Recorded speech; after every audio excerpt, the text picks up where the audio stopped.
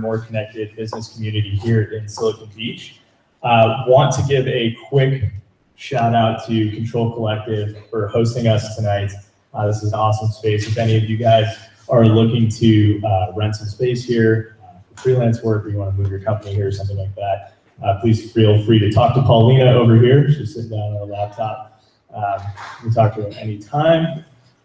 So without further ado, I'd love to have actually the panelists introduce themselves tonight, and I guess we can go ahead and start with you, Monica. Monica Ryan, I'm with Bloomingdales. I do executive talent acquisition for really all pieces of the business, from retail to technology. That was you. That was me. Stay away. Stay away. To some of our creative pieces. Most of the positions that I fill are actually in New York, but I'm housed out here. Hi, I'm Iris. I'm the head of talent acquisition at Mastigal. So I focus on all corporate roles, and then I am also focused on the retail positions as well. Hi, my name is Mike Germano. I'm the sourcing manager at Ticketmaster. Basically means I do a lot of candidate engagement as well as a recruitment marketing strategy. And actually had a lot of work in startup space, most recently with Uber for a little over a year. So, a lot of experience helping companies grow, as well as big behemoth companies as well too. So awesome. Thank you for the introductions. Let's give a round of applause for our panelists, please. All right. Great. So I wanted to start off with an issue that I know comes up a lot, and that is applying through a company website like throwing your resume into a black hole. I know a lot of times you throw that resume in there and you never hear anything back. And some of the larger companies in particular have thousands and thousands of resumes that are being submitted a day. So thoughts on that? Yeah, so this is actually something that, when I was with Uber and DirecTV, Ticketmaster, big companies, 5,000 plus employees, and it is. I mean, it's tough to stand out in the crowd. Especially if your resume is vanilla and it doesn't quite match the job description. Doesn't say you have to lie on your resume, but there are things that you can do with a resume that will really kind of speak to your experience and tie that into the job qualifications. One of the things that I kind of tell some of the candidates too is, employee referrals is a big thing of any corporate recruiting strategy right now. So look in your LinkedIn network, identify as somebody that works at that company, buy them a cup of coffee, talk about the opportunity that you see, and that way when you apply, you can drop their name. And those usually get highlighted pretty quick, or have that employee highlight that application for you. So that's just kind of, a little trick. But yeah, it's tough. But I think, as you continue to sort of look at the job you're applying to, really make sure that you have the experience and that you can really kind of call out, what you've done, accomplishments, performance-wise, technology skills that really hit those qualifications. I think that'll help you really kind of cut through all the noise. Awesome. I was just going to add to that. Oftentimes it is kind of a black hole because you don't know what you're qualified for per se. So you put your resume in and you think, okay, I never heard back and this company hates me. That's not the case. Oftentimes if you apply for a position, feel free to reach out to the recruiter or somebody and say, I just applied for this position. It looks interesting, but I'm also open to other opportunities in your organization. And you might not get a reply there either, but I'll tell you for myself, I'm like, let me go check this person out because they made the extra effort to actually send me an email. And I might go look and go, okay, it's not it. But just putting your resume into an applicant tracking system is probably a risky scenario. And just to kind of add, if you put yourself in that recruiter's shoes, that person could be supporting 30 plus open positions, and they can have 100 plus applicants on every position. So even though we think we can read every applicant resume that comes in, that's just not the case. We skim them really fast. So it is a little bit of a challenge, and I think it's, kind of a follow up, but don't apply to every position out there either too. Because you kind of get, there's some jokes that go on if, well, that person applied for 30 plus positions. They don't know what they want to do.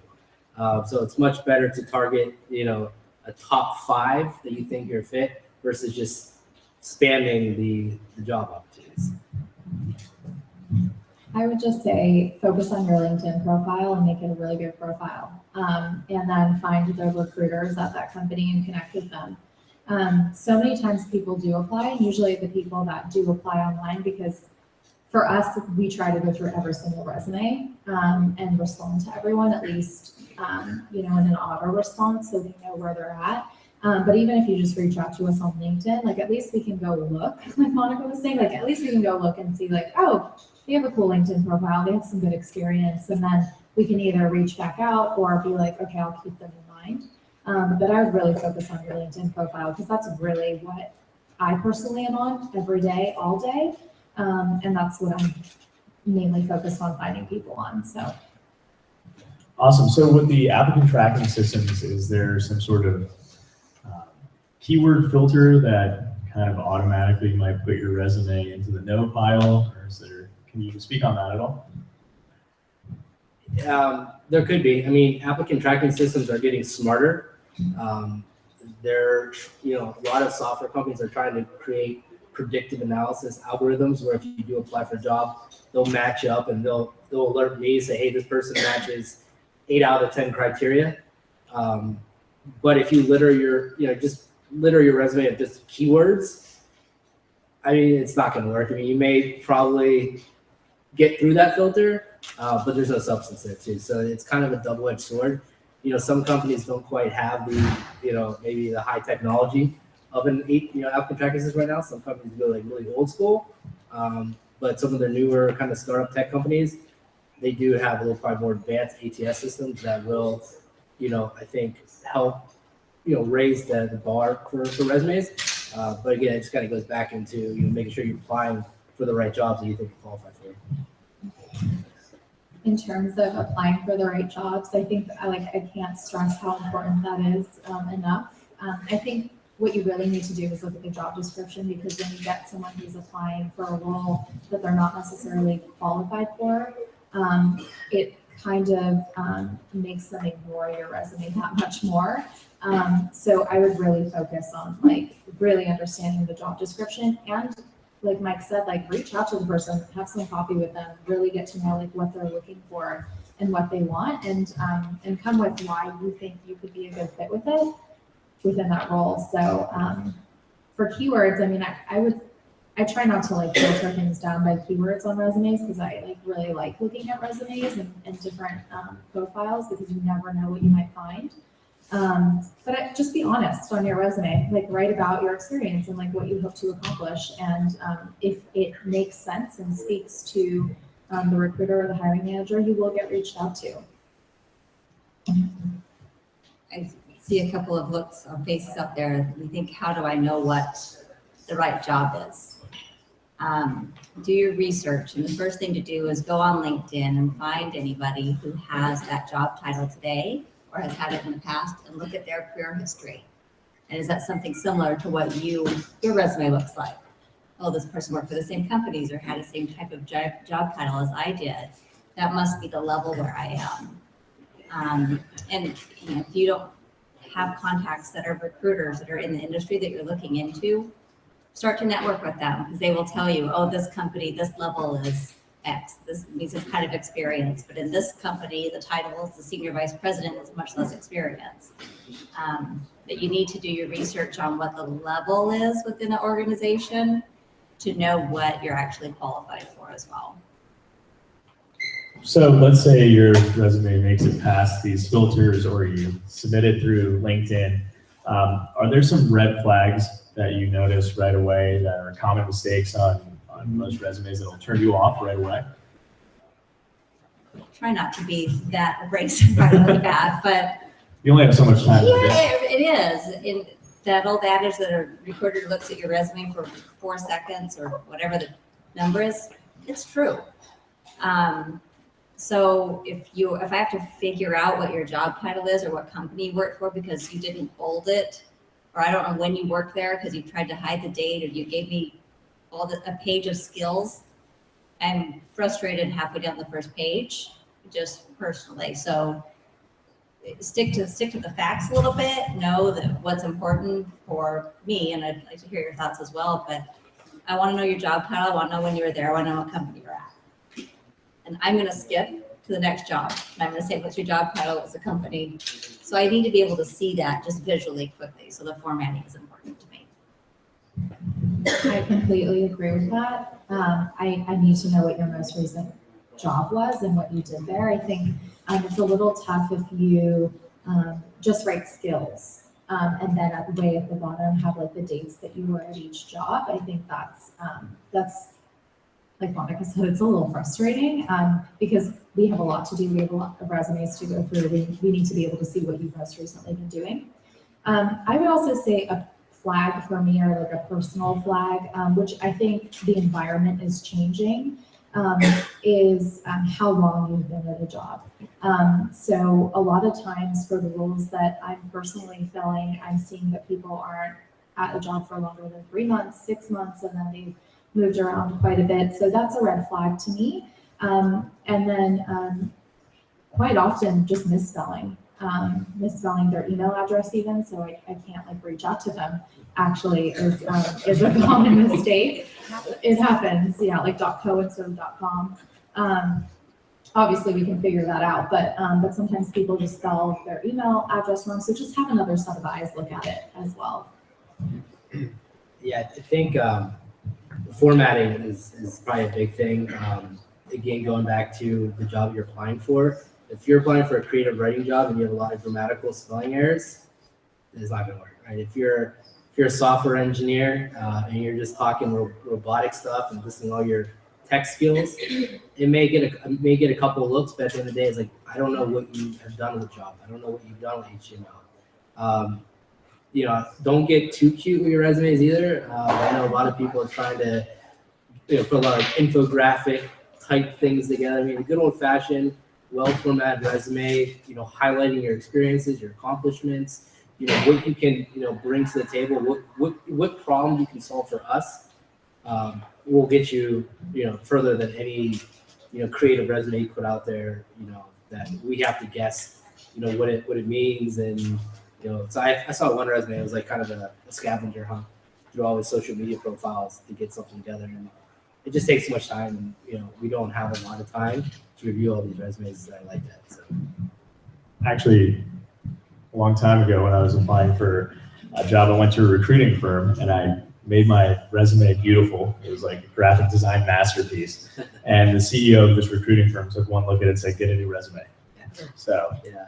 I mean, length though too, I think it's another thing. It's, you should concentrate on like probably the first or the most recent 5 years of your career. And then the early part of your career, you can just, tell me what you did, like what your big accomplishments was, how long you worked there, and your title. What you did in 1998 or 2000, you probably have surpassed all that, where it's not relevant to any employer anymore. Right? We want to look at what you've been doing the last 5 years, because those are probably going to be relevant for us as technology changes, companies change, the way you do business changes. So keeping up with the times in the industry, if you can highlight that, you're going to be much better off. Awesome. So what about the objective on a resume? A lot of people put a nice little paragraph describing their experience, and in some cases with me dealing with clients, they've said, just take the objective off. We don't want to read that. So what's your opinion on that? I'm a fan of an old-fashioned objective. Tell me why you're applying. Make my job easier. Tell me why you think you're qualified for the job. And, but be careful, because if you say I want to be a financial analyst and you're applying for a marketing job, you're out the door. Right? So you get a lot of people that will have the same objective for every job they apply to, and that I wouldn't even bother reading the rest of the resume. So. Kind of a catch-22. I like the objective, long as it's relevant. To add on to that, like make sure the name of the company is right, because I get so many like, I would love to be a marketing manager at, Bloomingdales, and they're like applying at Nasty Gal, Yeah. and I'm like, oh man, like all the time. not detail oriented, are you? The objective, I don't read it. I mean, put it on if you want. You know. Yeah. It's Perfect. it's not as important. I don't think as it needs. You know, as it might take you. How long? What exactly should I write? Am I gonna write something wrong? Yeah, hedge your bets and just. Probably could hurt me more than It help could. you. Yeah, it seems like a place to really highlight mistakes, right? Yeah. Grammatical errors, spelling errors, and things like that. So you touched on this a couple minutes ago, but sort of gaps in your resume or being laid off, things like that. So you're looking through the resume and you're seeing how much time people have spent at different jobs. And you're looking for stability in most cases, right? But as things are changing, these crazy millennials, right? So how are you guys dealing with that? Are you less likely to throw a resume in the trash because it's got, issues with timing? Not me. I don't. If there's a gap, it makes sense, or they can tell me a story about it, then I'm okay with it. Obviously, to a degree, if you're 9 months at this company, 9 months at this one, and now you're coming and applying for a new job, I'm a little bit hesitant there. But people get poached, and people get laid off, and lots of things happen. So if you have employment gaps in your resume, there are ways to speak to those that are straightforward and confident. I think a lot of people get wrapped up in like, oh, I have this employment, but then this happened to my family, and I think just stick to the facts. I don't. It doesn't turn me off until you start telling me this big long story I don't want to hear. I would say to that, like, for a lot of the resumes that I look at, they'll usually say in parentheses like contract or layoff, or there's an easy way to explain it. And if I see that, like Monica said, I'll just call you. Like, I just want to hear it from your mouth, like what actually happened there. Because, there's a way to speak to it intelligently on the resume as well. Just put in parentheses of why you left, maybe. Doesn't have to be a long story, but I see a lot of like contract or freelance. And that makes sense to me, because if your contract ended, that makes sense. I'd just like to add, let's face it, no longer are the days where you're going to start at one company and retire. Probably your parents have, and my dad retired from the railroad, worked for 40 years. And he's like, well, why you, I remember, coming out of college, I'll get you a job at the railroad. We'll be there for 40 years. I'm like, no, it just doesn't happen that way. So people move, for personal growth, career growth, and companies change. Companies may hire you to launch a new product. That product, is garbage. It doesn't work, so they scrap the whole division. So there's always a story to tell. As long as you're honest and, you feel that you don't look at it as a hindrance, because I always look at, tell me why you made these moves. Is it career growth? You got recruited, from a director to a senior director, you had to move, maybe the company relocated, you had to find a new job. So there's always a situation there. And I think a lot of corporate leadership is more open-minded to, I don't want to say job hoppers, but understanding why someone is making the moves. If you're a career person that works in a lot of startups, chances are you're going to probably have a lot of positions every new year or so. If you work for a company, sometimes the flip side too is you work for a company for 20 years, that can actually be a red flag. So it's shifted a little bit.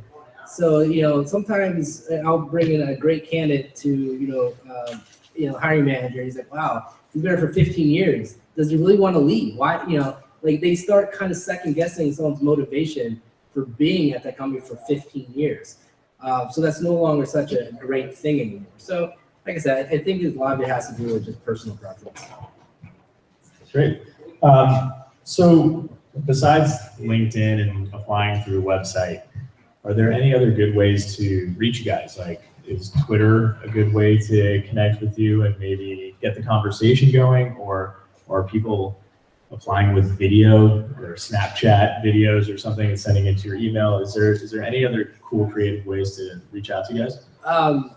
Yeah, there's a ton. I'm sure you guys heard the story recently where some guy in Silicon Valley went around passing out resumes with donuts. A box of donuts, but there's a resume in a box of donuts. So you always hear stories like that. And, apparently he got some interviews. Don't know what happened to those yet. I'm sure it'll be in the next edition.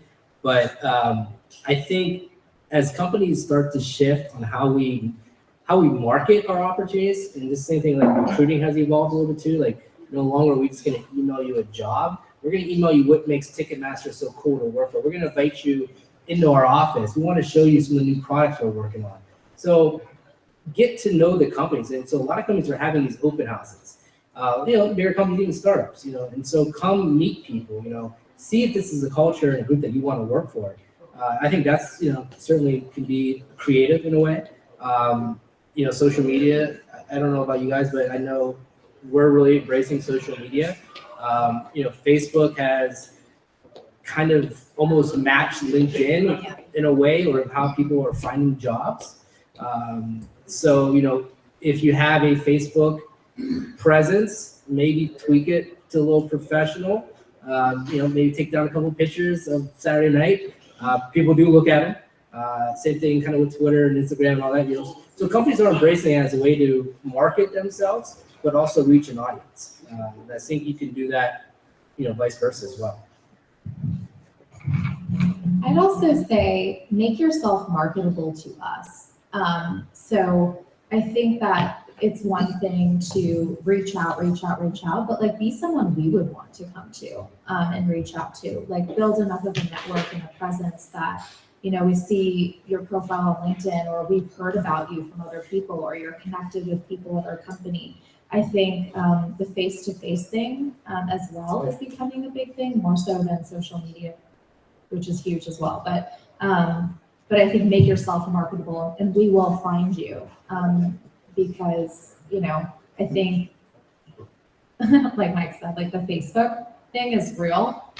People reach out to me all the time on Facebook, and I'm like, why are you reaching out to me on Facebook? But then I'm like, oh, they actually look really good. But then if I go to their profile, there's like nothing about where they work or anything. So make that more marketable too. But I know for Nasty Gal, like we have an Instagram, and we have a Twitter, and people reach out and we respond there. Or we refer them to like an email address that they can send their resumes to. So we're trying to embrace it a little bit more, the social media thing as well. I would say exactly right with the make yourself discoverable. If we can't find you among all of these, different avenues, then we can't find you. I've had quite a few hires from Twitter. The people have reached out to me.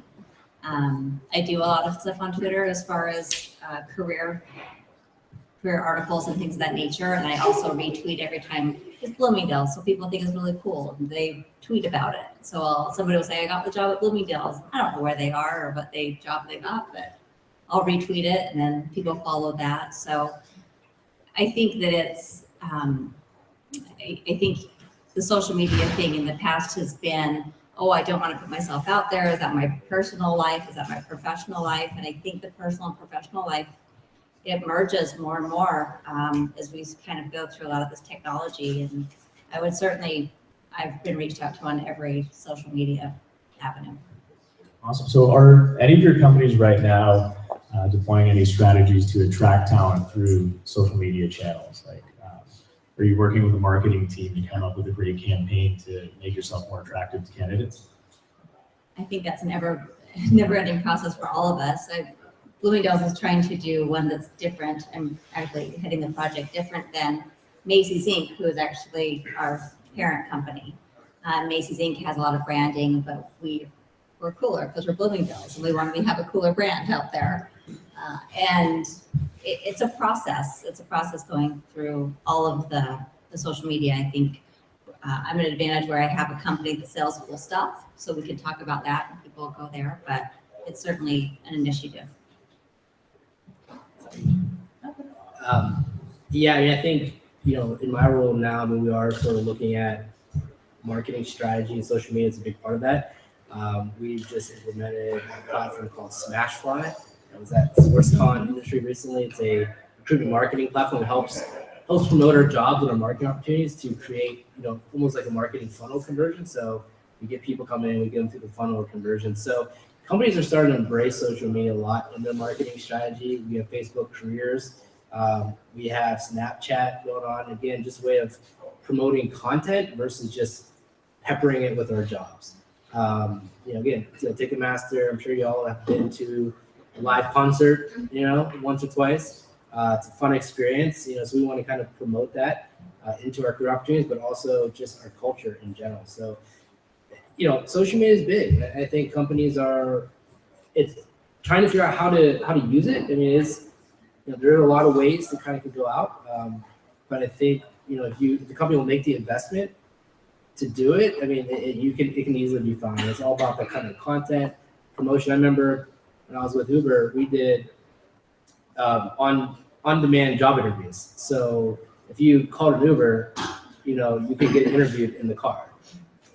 We found that actually really effective because in some growth market areas, we were just launching. We need marketing people, right? We needed business consultants. So what we did is we emailed, because we had a lot of data on you guys, right? So I don't know how many people drive Uber, but we know about you. We know probably where you go. Which I shouldn't say that. But we can say you're a management consultant, so you're probably going to be at the airport Monday morning at 6 or 7 a.m. Right? So we're gonna a really well-timed email go out to you and say, hey, you hate flying every Monday through Friday. You want like a more permanent job? Come talk to Uber. Or we do like another marketing email where we send out these positions, and during a certain time of day, if you call an Uber, we'll have a recruiter in there, and you have an interview, 15, 20-minute interview. So companies are definitely looking at new creative ways to get their brand out there to touch.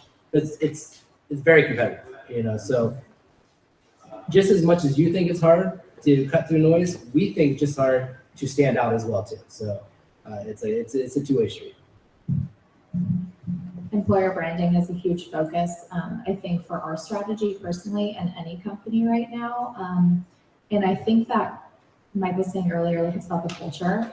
And what you're really doing now is you're trying to attract people based off of what your values are, and do they align with their values? And will you be happy and successful at this company? Because you really align with the values and you think it's really great. So I think that's a big part of employer branding right now. Great. So are there any like techniques that younger people are using to sort of get your attention more? We kind of touched on it with something like Snapchat or Twitter, but is there anything that you've noticed that's sort of really effective and kind of a new way of getting attention as a job applicant? I would say I'm getting a lot of people reach out to me for advice. So like career advice in general.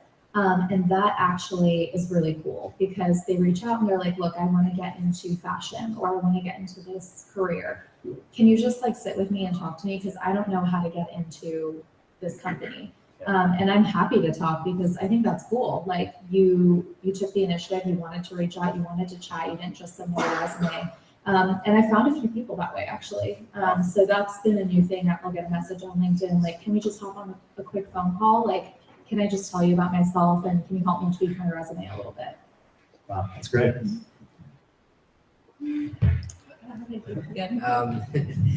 Yeah, I think, they're probably a little more bold, and I think that's something where maybe it's just, the demographic, where it's all like, give me attention and I want all this.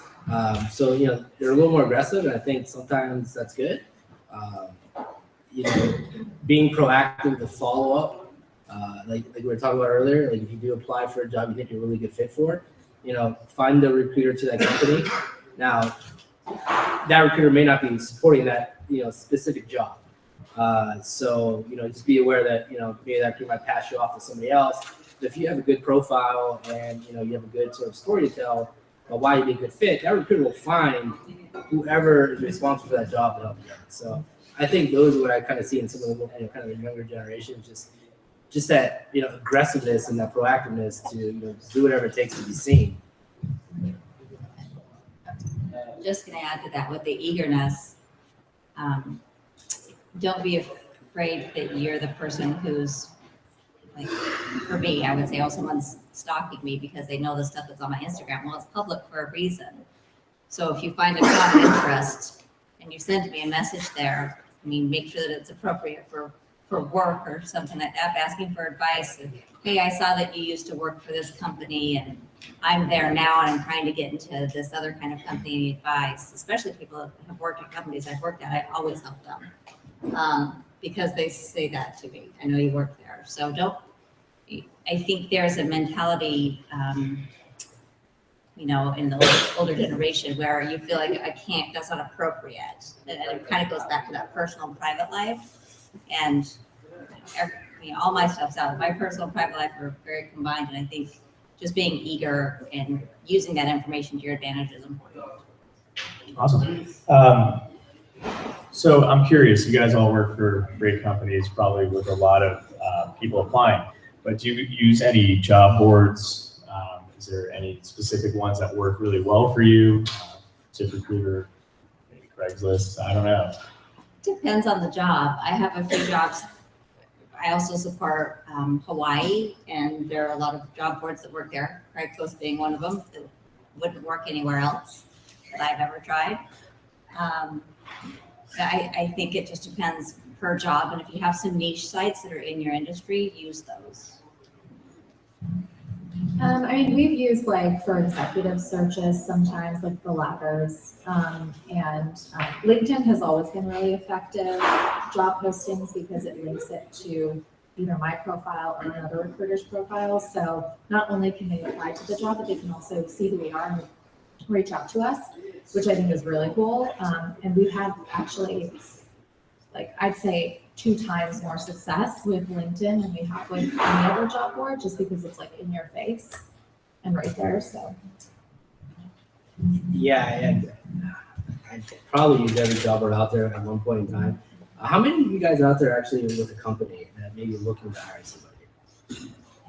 So a couple. Like, how many of you out there that are with a company that are looking to hire somebody, like somebody for your team? So, you know, I'm sure there may be cost is a concern. So Indeed, using Indeed is a free job aggregator. So if you post something on Indeed, it farms it out to, so someone can just go to Indeed, look for your job, and it'll pull in all the different sites. So that's a way of just kind of getting your name out there in a cost-effective manner. You know, LinkedIn is great. You know, depending on the technology, like sometimes, you know, Stack Overflow, GitHub is still kind of on the technology side, but again, kind of going into that, you know, that niche type of a skill set. So we use that quite a bit. We're using Glassdoor now. You know, Glassdoor has really kind of built themselves into a platform where a company can control their brand as well as promote their jobs. You know, that's another. So someone's going to check you out, like, so if you're interviewing somebody or going on an interview, you know, go to Glassdoor, check out some reviews. So that's another way for us to share, you know, showcase our jobs to you as well too. You know, Craigslist. Yeah, you know, we've used Craigslist. Monster's kind of dying, to be honest with you. Career Builder, you know, probably on its last leg too. But they're still out there, still relevant, I think. It just depends on, you know, how much of an investment you want to make in them. But I think there's a lot more cost-effective tools out there as a job seeker as well as an employer too. So let's say you're starting a search and you want to be proactive and go after a certain type of person. Where do you start, and can you kind of paint a picture of what you do along the way? Yeah, so that's kind of right in my wheelhouse right now, being as a sourcing manager. Part of my role and my team's role is to do research. So if we get a search, like for example, we're looking for vice president of fan engagement for us, right? That's someone that's going to be managing our CRM, our email marketing program, our loyalty programs. So before we do anything, we just research. We research competitors, you know, the industry. We look at, you know, potential candidate pool, you know, who's out there, like LinkedIn. You know, great resource to, you know, figure out how many people actually can do this job in a certain city.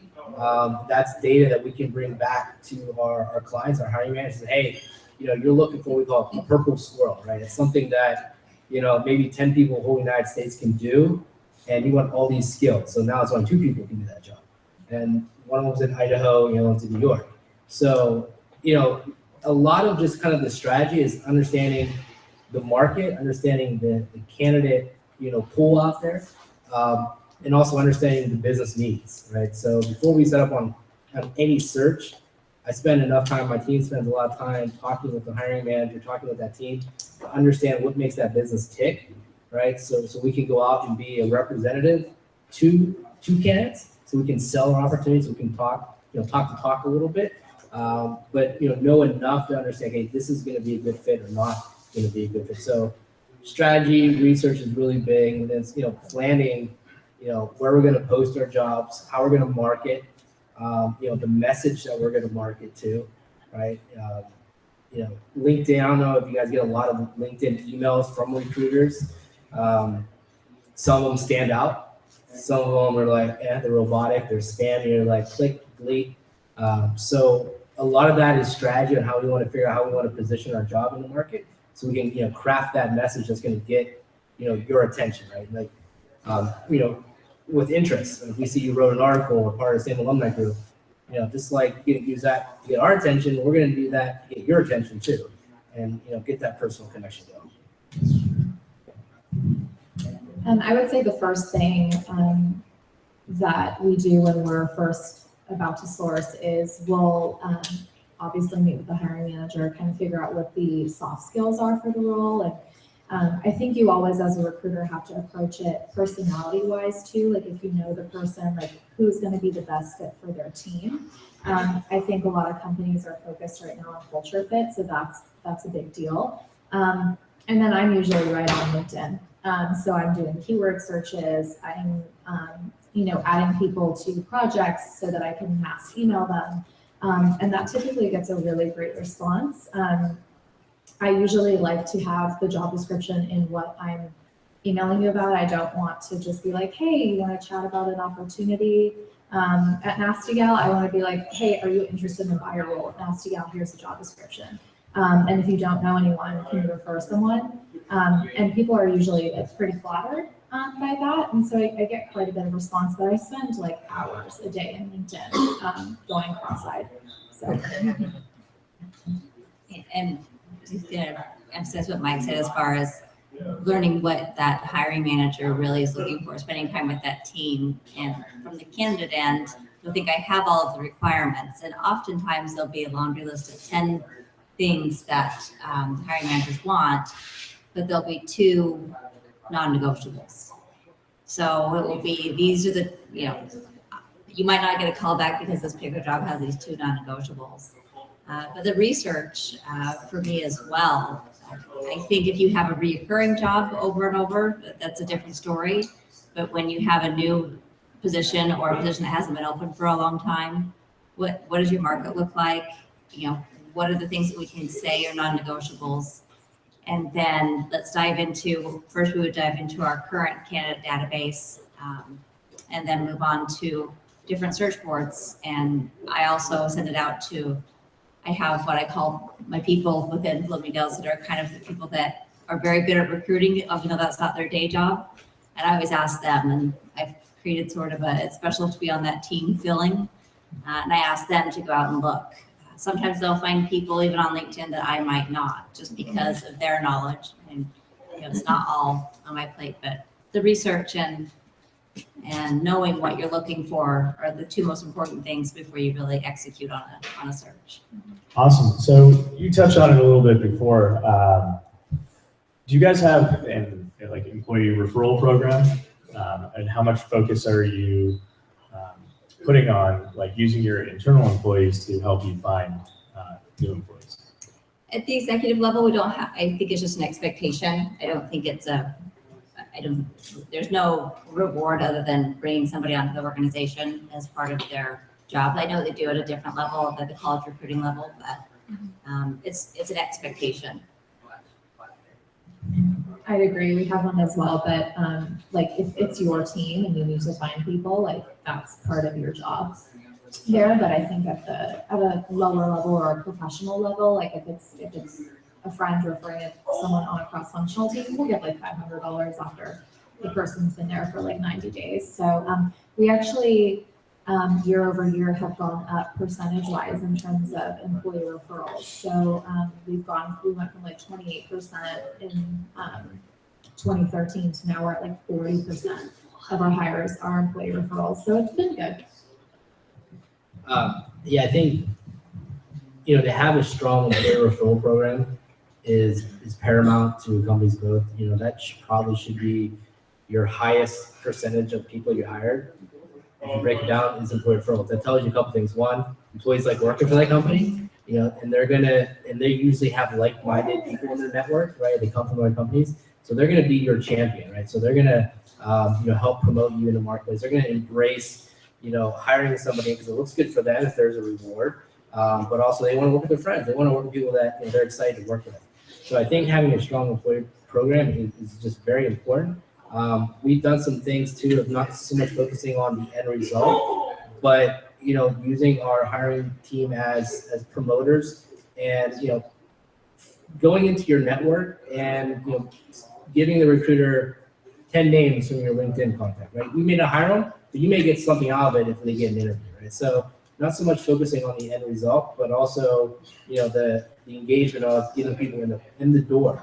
A lot of times what happens with an employee referral program is you might have a big monetary reward, but employees are like, none of the people I'm referring are getting interviewed or getting hired, and it's going to drop down.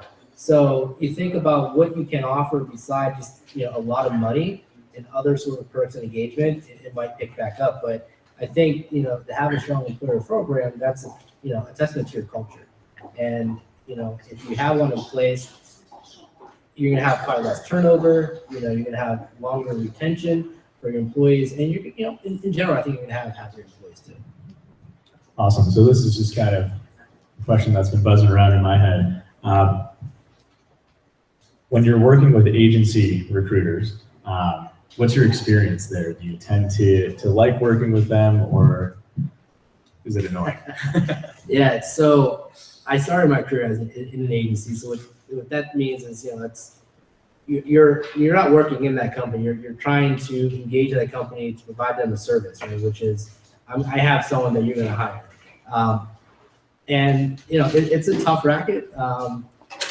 But when you're working in the company, like internally, it can be good, it can be bad. I think there is a time and a need to use agencies. Some are really, really solid. They have great connections. They have great industry knowledge. Some of them, though, to be honest, any one of you can start your own recruiting agency. It's not that hard. Now, how successful you're going to be is a little bit different, but the barrier of entry is pretty low. So what I do is I tend to make sure I'm working with, strong, stable agencies that have a good reputation, have a strong success record, and I work with them. I manage them. I help, because if they're successful, I'm successful. But a lot of times companies internally, like when I was working for BCBG at one point in time, big clothing retail company, and they brought my firm in as a kind of a recruiting consultant operation where 80% of their hires came from an agency. They were spending $600,000 in like 10 months of hires. And most of those candidates didn't last 4 months, right? So you have to be very careful. So the company that can use an agency also has a good internal recruiting team that can partner with them as well too. And kind of offshoots, if you put all your eggs in the basket of an agency, you may have some success, but you're probably gonna have a lot of bumps as well too, and it's pretty costly. I also started my career on the agency side, and I think it's like really great training. But I think most recently what I've experienced with a lot of agency recruiters, and it really depends on the ones you're working with, and you, as a recruiter in-house, you have to be kind of smart enough to know who to pick and choose, who to work with. I think my biggest pet peeve when it comes to working with agencies is it's like a luck game for them. So it's like, here's all these resumes, like meet them, let me know what you think. And it's like, did you even meet these people? Like, did you even talk to these people? Because That's like what we're paying for. So I think that's been the biggest hindrance for us. It's like, if I'm going to work with you, come visit our office, come see where this person is going to sit, and then you can send me people, because I don't want to waste my time. So I think it really just depends. But like Mike said, you have to have a strong in-house recruiting team to be able to like successfully work with an agency team. So it helps when your in-house recruiting team has also been on the search side, which all three of us have. And there being no barrier to entry, I sometimes relate it to real estate. Sometimes you have a great one, sometimes you have a really bad one. And the really good ones can be really great partners, but it's a relationship, and you can't, as a corporation, you can't just call an agency and say, hey, can you find me this person? Because that's like me calling any of you tomorrow saying, can you find me this person? You think, I'll give it a go, but I know nothing about your company. Yeah, well, find me the person. And it's not a proper relationship. And I think sometimes I worry about working with agencies, some of them, because of the experience they provide the candidate. So they're really an extension of the corporation. And if they're saying certain things or not treating a candidate the way I would, that's worrisome. And they have, you have to remember that every recruiter is paid by a company, whether it be a search recruiter or a corporate recruiter. We're not there to find jobs for people, we're there to find people for the jobs, not vice versa. So the agency recruiter thing can be a slippery slope if you have a really good one. And typically what I found is having worked on confidential searches that aren't open yet, that I can't talk about yet. Yeah, I mean, and just to kind of add to that, if you are in a position where you're looking for a recruiting partner, do reference checks on that company, right? Ask them, for client references. Ask them for candidate references. Ask them to talk to some of the candidates that they represented, right? And see how well they treated the candidates. Which Monica was saying about candidate experience. Every company, we're an extension, right? So we can promote, we can sell. But that recruiter may be working with like 5 or 10 other companies looking for that same position. So they may not be giving the attentive attention and detail and support to that candidate or to yourself. So the same thing if you're working with an agency, right? You as candidates, working with an agency could be a successful partnership as well too. So same thing, before you just give your resume and put your faith in this company to find you a job, do your due diligence. See how successful they are in your industry. Do they even work in your industry, or are they just trying to market you to get your foot in the door? So just I think it can be a good partnership if you treat it as such. So one more thing to that, as a candidate, if you get a call from an agency recruiter about a specific position or a specific company, if they tell you what it is, that's often not the case, and that your sister works for the company or your best friend works for the company, remember the company's going to have to pay a pretty steep fee for you. So you are going to have to check more boxes to get hired. We don't really say that, but in reality, that's probably the case. So, make sure that if you can get in the company another way, it's probably going to be to your benefit. Great. So what are the roles that are most in demand at your companies right now? Technology and creative for Bloomingdales.com, across the board. I think it's just very, very competitive in both of those fields for us.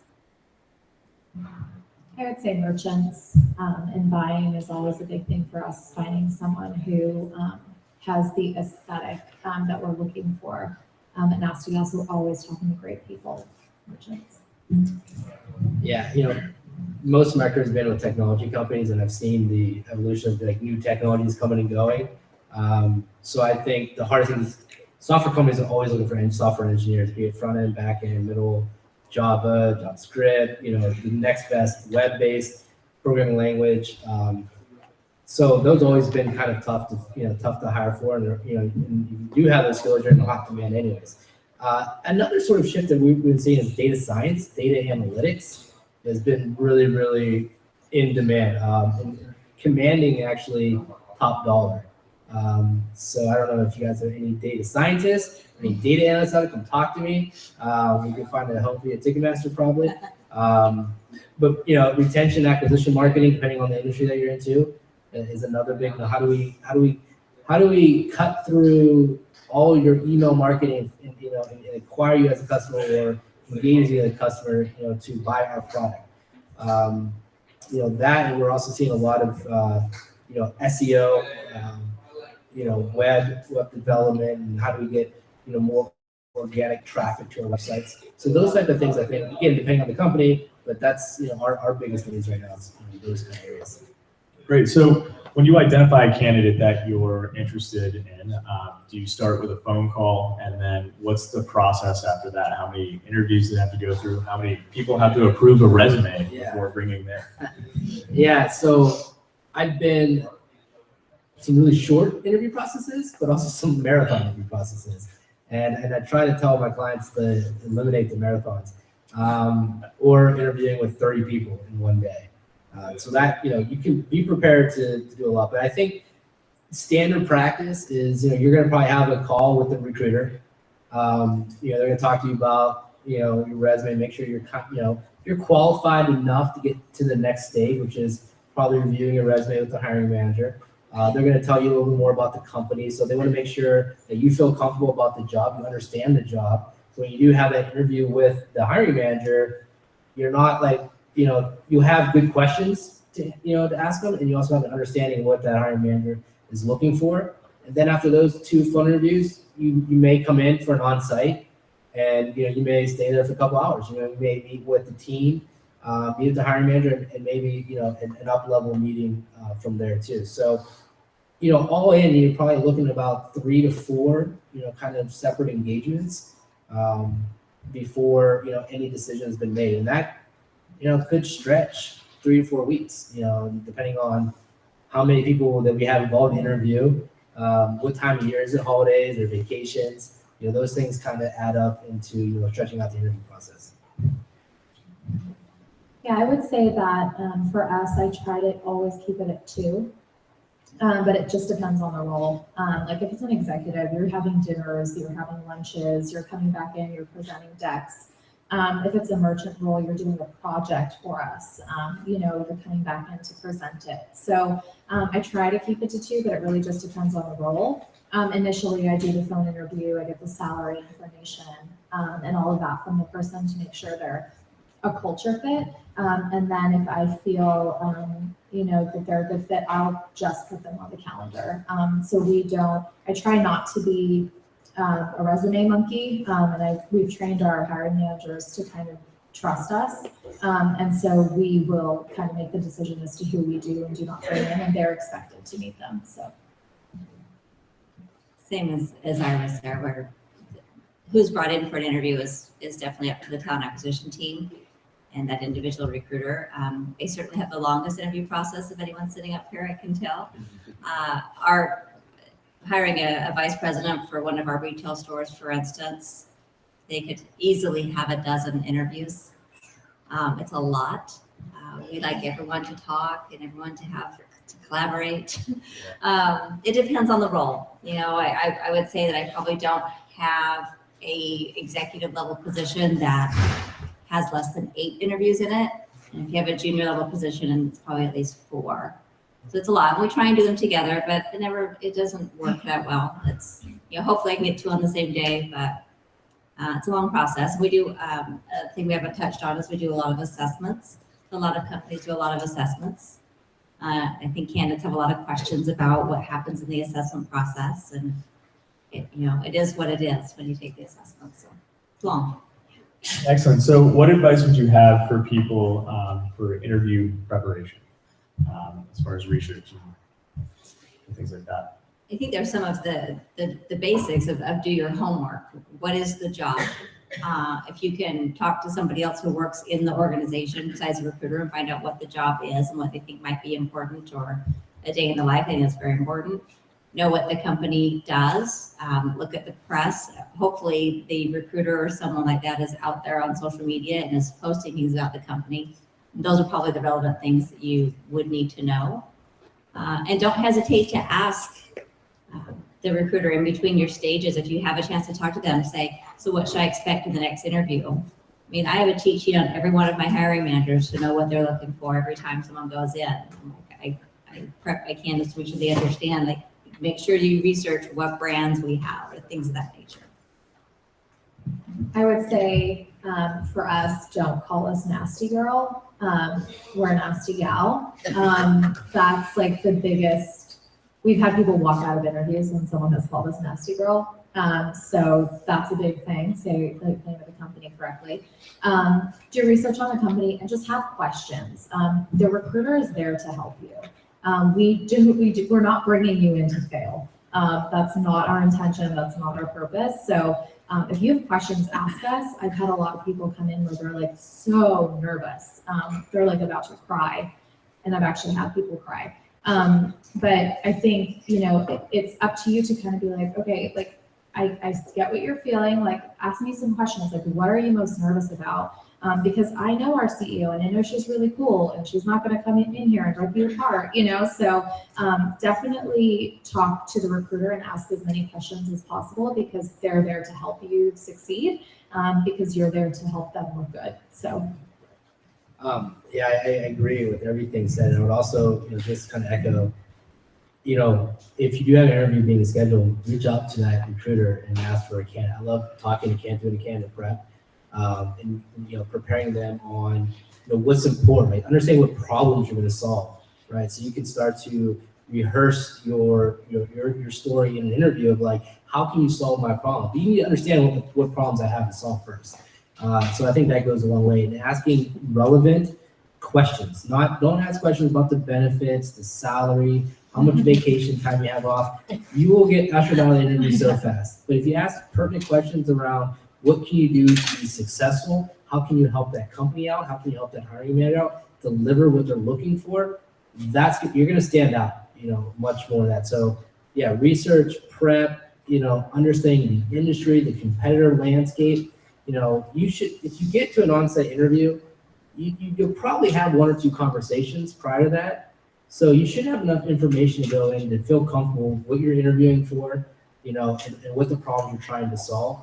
So when you position yourself, you say, hey, well, I've done these type of marketing things. I know you express your challenge to acquire a customer. Here's what I've done in my previous company to increase the amount of customer acquisition that we had, right? So those type of things, you're just be much more prepared. The interview's going to go a lot better, and you're going to make that hiring manager decision a lot easier to hire. Okay, so my dad would kill me if I didn't wear a suit to an interview.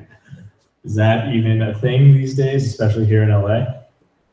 Yeah, so I'm from Pennsylvania, from Pittsburgh originally, and when I first started working, I wore a suit to every interview, and I had slacks and a closet full of Dockers, and button-up shirts. But I go to LA now for 10 years, flip-flop shorts, Hawaiian shirts most days, and again, I've worked with a lot of kind of startup tech companies, so it's very, very lax around dress culture. A lot of companies are starting to embrace that. But I'm maybe old school away, but you are going for a job interview, so you don't need a three-piece suit. But don't wear jeans and a t-shirt. Business casual, but maybe a relaxed business casual. Yeah, I think it's tough for us too, because if people show up in a suit, like what I have to do is like picture them not in a suit to be able to like talk to them. Because I think for us, like we want to make sure that you're also like fashionable and that you care about like our brand and that you like to wear our clothes. So I think for us, it's about being fashionable. But I think we have an advantage there because if you come in fashionable, but like sun's out, guns out, then like we can tell something about your judgment, So I think it's tricky, but we prefer no one to wear a suit. And I think it belongs depends on the position at Bloomingdale's. If you do enough research on the organization, you know that there's been a long-standing dress code that actually isn't even our dress code anymore, but it's a black and white dress code. And there's something about somebody coming in looking like they already work there. And so wherever you're interviewing, whatever that position is, especially if it's a retailer, please go in and see what people are wearing and try and mirror that and step it up just a hair from what the people are wearing. I think there are very few positions at Bloomingdale's that we would think would be okay without a suit at the executive level. But that's kind of our culture. Okay. So this is kind of a double question here, but what would be some advice for somebody who's just starting out the job hunt and probably has nothing to put on their resume? What would be some good advice for them? And then also maybe someone that we talked about earlier who has 20 years of experience and has been with a company that whole 20 years. Just starting out, I wouldn't imagine somebody has nothing, even if you didn't work through college, say you're coming right out of undergrad or something of that nature. You still did projects, you still maybe did volunteer, you still maybe did some internships. It's a lot harder to fill up a resume like that, absolutely.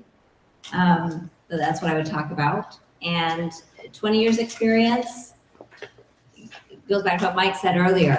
What you've done the last 5 years is what's important.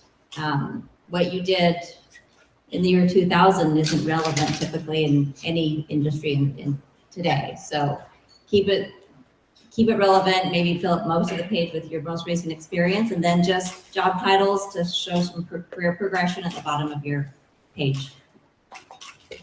Yeah, I agree with all of that. I mean, I think if you're just starting out, like you have some internships, a lot of college classes require you to do internships, so put those on there, beef those up. But, you know, and volunteer experience, anything like that, I think like when you're just starting out, that's actually relevant. So we definitely want to see that. And then, like Monica said, I mean, most recent 5 years is really what's important. Yeah. So I was part of a lot of, intern college hiring. And yeah, it's, a couple years out of school, right? You probably have some internships, projects, any associations, if you're a part of a sorority or a fraternity where you manage something like, management skills or leadership skills, even at entry-level positions are still very important. So if you could showcase that you're a leader in any capacity, to organize, some sort of event, or you brought together people for something, put it on your resume. Anything that you're passionate about, interests, you can definitely, fill that in. 20 years, I don't know if in 20 years you're going to make a career change, but that's always a delicate subject if you're looking to make a career change and, and you're applying to jobs in that new career field with your old resume, it's not going to work. You need to rebrand yourself, look at, trainings you can do, any, certifications you can get in that new field. Create a more of a better persona for you of, understanding why this new career change is important. Network, you're gonna network probably much more in a career change than you would in your field, because you want to know people, you want to know the industry, you want to know kind of what's what. So, it's kind of it's a difficult situation, but I think if you're earlier in your career, there's definitely things you can add that tells your story, tells you who you are, what you're all about. And employers know that, for a year or two experience, we're not looking for exact fits. We're looking for people that are hungry, that are eager to learn, that want to take on some new challenges, and that, maybe throughout their background, maybe they're captain of a athletic team, or, the student council president or something like that. So those type of things, I think bode well. Awesome. So at this point, I'd like to open it up to the audience. If you guys have any questions, just raise your hand. Sir? So you mentioned some agencies that you work with. Are there some that are not so good, some that are? Would you be able to share some of the ones that are good? The names? Yeah, if I get a cut of their business. At least a discount. Yeah, at least a discount. I mean, I think, what field are you looking for? Tech. Yeah. Randstad, I had a good partnership with Randstad for a while. K-Force on and off, but I think there's a lot of niche companies out there, that do, software engineers, or they do, firmware, hardware engineers, which is very, very select few, some specialize in a certain technology. So I think if you do your research and talk to, it's all dependent on what you feel comfortable with, and understanding, what companies have been successful, but that agency is going to have to work for you, right? So in my opinion, I could give you a name, but it may not work in your situation. So I think it's obvious understanding what you need, and Google is a great resource. Yeah, I'd be happy to talk, figure out a little bit more and help you out offline. But yeah, there's so many out there, and I said you guys got to take the time to research them. We work with cyber coders for tech, Robert Half Technology. They've been good. They've placed actually a few people. So really just like Mike said, like you have to find a person that's right for you and that's going to hustle for you. So you need to kind of meet them and figure that out for yourself. But those are just some for fashion, like we use 4/4, 24/7. The workshop LA is this new Audrey. agency. Audrey. What's up? She's the best. So she's, starting the hashtag recruiting revolution. And so we find, we go to her now more so than we would to 4/4 and 24/7 because she's just like, she gets it. So.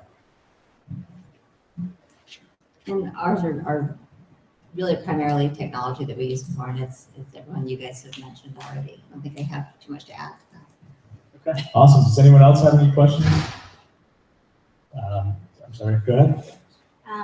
So going back to job qualifications, I'm in a situation where, so I'm a product manager who's also done data analytics, but I've always been in the financial services industry, and I'm trying to make a switch into a retail. And I've found it quite hard, especially since I've just recently moved to LA and I don't know very many people to get those employee referrals. So what advice can you give me to put on my resume, on my cover letters, or how to approach you guys? I think I missed a little piece of that. What industry you're coming from when you're trying to get into what type of position? Sorry. I'm from the financial services industry, and my job function is product management and analytics. And you're looking to get into To retail, to a different industry. So I want to keep the same job function, but I just want to move into a different industry. My recommendation with that would just be to look at the transferable skills. When you look at a job description in a different industry, they might call the same job something else. That's very likely. A financial services industry, first of all, the levels are usually, the titles are more elevated than the retail segment. And the other piece is you're going to have, retailers are just going to call the position something different. So go onto the website where you see a job posting or a job you want to have, and tailor your resume to that job description. Don't tailor it to the verbiage of your old employer, tailor it to the verbiage of the new employer. I think that's part of the challenge in switching industries. Yeah. Yeah, I think what I would say to that, it's interesting because I worked with a lot of people and have hired a lot of people who are switching from like financial services or tech who want to get into fashion or retail. There's also a discrepancy in pay there. So you have to like take that into account as well. Product managers who are paid a certain amount in the financial services industry are not paid the same amount in fashion or retail, just from my personal experience. So if you're applying for jobs and maybe putting a salary that's out there, that might be something that's also deterring people from reaching out, because it's just different. And they're probably like, oh my gosh, like such a big company, so much money, so much experience, and they're like, we just want this person to work on this one product and like be really good at it. So I think for that, like also make sure your LinkedIn is tailored to like retail and fashion. Like, are you part of any associations, or even like changing your picture if it's you in a suit to something you in more fashionable clothing, or having a blog or something like that. But I would say the biggest hindrance we've had in hiring product managers out of financial services like Capital One or somewhere is the money. Yeah, and I mean, it's certainly a great opportunity if you do so. I mean, I think understanding what your products you're developing were, to acquire customers, or to analyze certain data, certain customer engagement, maybe traffic on the website. Those are all transferable skills, no matter what the industry, right? Retail, ticketing, right? Whatever. So understanding how you can draw those connections, but maybe just spin it into more of a relevant into that industry that you want to go into. Thank you. Awesome. Hey, I just had a question that's related to what you guys were just talking about, but I wanted to be a little bit more specific. I think that there's something I experienced it a few years ago. It's not an issue for me right now, but I interact with a lot of people who are in the same position, so I want to get to the bottom of it. It's sort of a career track, and it relates to the changing careers. You've been in the doing one thing for several years. In terms of the networking I get, getting out there, meeting new people in the industry you want to go into, but in terms of presenting yourself on paper in a resume form, if the last 5 years of your career and the work you've been doing is under a certain title, with certain responsibilities, but you've been identified or you've identified yourself as having either a passion or a skill set that allows you to go into something else, how do you effectively represent that and represent yourself? Would it be, testimonials from people sort of just validating that? Would it be focusing on specific skills in that industry? I know I had this problem, and I know a lot of other people having the same problem. So, yeah, that's a great question, and it's certainly a challenging one too, because I don't think there's a magic pill, for that to happen. But I would think, a cover letter, a good old-fashioned cover letter in this instance would benefit you, because you're telling us who you are, and you're acknowledging the fact that this is a career change. But you also need to tell us why this career change is important to you, and what have you done to embrace this career change. Like, so I was talking about, if there's certifications you can get in this new career field, or if there's training, Khan Academy, there's a lot of online learning courses now. You can learn new skills, and you can put those on your resume that will help you, catch the eye of someone that is looking at you, as someone that could be a viable candidate. But some companies, they're hardline, and like they want this experience where it's going to be tough for you to get in the door of bigger companies. So I would think about maybe entry-level position, working at a startup. You're probably going to embrace and wear a lot of different hats at a startup versus you would in a big corporate company. So those type of things, in a career change would probably benefit you. But it is going to take, it's a little bit more work. It's a little more getting out there though. It is talking to people and trying, go to networking events. Like I was talking, go to those companies that have, potential open houses, or they're, having some meetup groups, and get to know people, get to know, what's important for them, so you can start to, develop your brand around that new career field. I completely agree with that. I think go to like a startup, like do it on a smaller scale, so that it's less risky for a huge company to take on you starting a new career. And at a startup, you can do a lot, and you can kind of pave your own path if it's the right place. If you're like, hey, like I'm in product, but I also want to do acquisition marketing, then they can kind of let you do that a little bit as well, and then maybe you can grow into that. So I would say that's maybe a good place to start. What career change are you looking to get into? No, I'm not anymore. I was doing project management and just found that I was no longer passionate about it, and that in every role I was in, I was creatively well beyond all the creative directors. Yeah. And finding that, like, going to anybody and saying, look, I'm really good at this, but I don't have the resume to back it up, is a big problem. It's no longer an issue for me. I've started my own company, which is very different. It's awesome. But in the meantime, I'm meeting a lot of people now who are in a similar situation. They're burnt out on something. They've identified what their passion and their new skills are, but how to present themselves in that way. Right. Beyond the branding, it's like just the specific, words. Like the cover letter is a good idea. Like, how do you represent that to folks in your position? Yeah, and I think, to better understand, there's probably some things you were doing as a project manager that could have been applicable to any career change, right? Organization, scheduling, very detail oriented, those type of kind of, soft skills would highlight much more in a career change than the hard skills of project management and what that project you're managing. So think of it like that, really kind of analyzing, what have I done in my career that is transferable or applicable to something else, so I can highlight that as best as possible. I was just going to add, in addition to the cover letter idea, we can go back to where you put your objective, or perhaps call a summary. What I've seen people do to catch my eye, I said, I want your title and your company bolded, and I want, in the beginning. In summary, I've had to say that you're, in a different field, you want to be a data scientist. Ryan is a data scientist currently working as whatever. And I'm like, Dad, what is this? And I read it and almost like a 3-liner as to how they want to move. I've seen people do that as well. And then get involved in just blogs and following different kind of companies and finding out how to get in there. But it's going to be challenging, and having that elevator pitch on, a 30-second spiel to say why you're good at that is imperative. And, every word counts.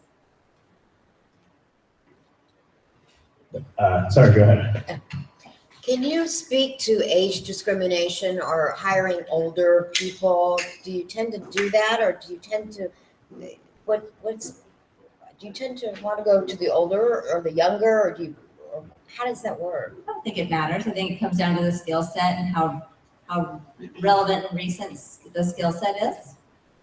I think it matters if you have done something in the last 5 or 10 years that's relevant to the industry that you're applying to, like any other position. I would agree with that. It depends on the culture fit too, and the role, so like, are you gonna like working here, and can you do the job? So I don't think we really think about that. Yeah, that's certainly a delicate subject. I think, there are biases, in the world when it comes to hiring, in any capacity. But I think it's also too looking at the companies that embrace, certain cultures or certain demographics or whatnot. So, in making sure that you're identifying with those companies, ultimately, it could be it's not so much an age fit, maybe it's the culture fit. Maybe it's like, can someone work 12 hours a day, Monday through Saturday, right? And that's what that business needs. And understanding kind of what's important to you, and to find those companies that embrace your values. I think that will help kind of, help that match. We have time for one more question in the back there. Oh, yeah.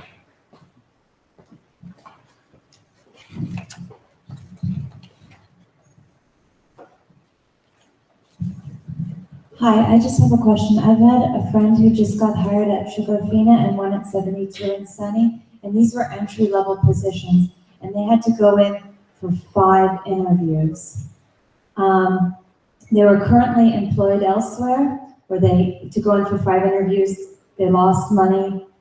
Their bosses started to become very suspicious of them, which prevented them from moving up to currently where they were. I'm just curious, why 5 interviews for an associate level role? Thank you. I wish I could tell you. That's probably a systematic issue with those companies. For something like that, I think sometimes too, when I deal with hiring managers that are looking for entry-level positions, I have to manage their expectations and say, hey, this is entry level. We're not looking for experience. So they need to understand that, someone's going to grow into the role. With 5 interviews, and I probably did like a project, I would imagine too. And so, maybe there's a lot of just commitment being involved, and sometimes it's bad candidate experience too. So it's kind of a double-edged sword. I know, some of my clients, we've had marathon interviews where good candidates have just dropped out. Like, I can't afford to take more time off work. Your boss gets suspicious. I'm not saying you have to tell your boss you are looking for a position, but certainly, it is a commitment. If you are going to look for an opportunity to help kind of manage that scheduling, because it is a big challenge. And 5 interviews versus 3 interviews, there's a time commitment in both parties that need to be had. And yeah, that's a horror story. That's interesting that you say that. I actually am very delicate with like entry level or like associate level roles, bringing them in that many times, because to be quite honest, like there's a problem if we're bringing them in that many times. But also I've had people where I'm like, hey, like, can you come in a 3rd time? Like, I'm so sorry. And like, they're annoyed. Like, it's not easy to leave work and be like, I'm sick. Like, so that's interesting. But I will say, in those companies' defenses, they're probably looking for someone too who's not going to be maybe flaky or people who they know are committed to the role. Because a lot of entry level and associate level positions are people who are like, okay, I just need a job and a paycheck. And they're probably looking for something a little bit more, someone who will stay, someone who's committed. So hopefully it works out well for them. But unfortunately, that's just the way it goes sometimes. Yeah, I would agree with both of them. And you have the interview process is indicative of company culture often. And if it's 5 interviews for an associate level role, that's very, very challenging. But at the same time, that's the company you're going to work for. So you understand that. Maybe the recruiter paints a picture of 3 interviews, it turns out to be 5. So this is an organization you're going to be able to, you will need to roll with the punches. And if you don't like it in the interview process, you're not going to like the company. Great, well, that's all the time we have tonight. I want to give a big round of applause to our panelists.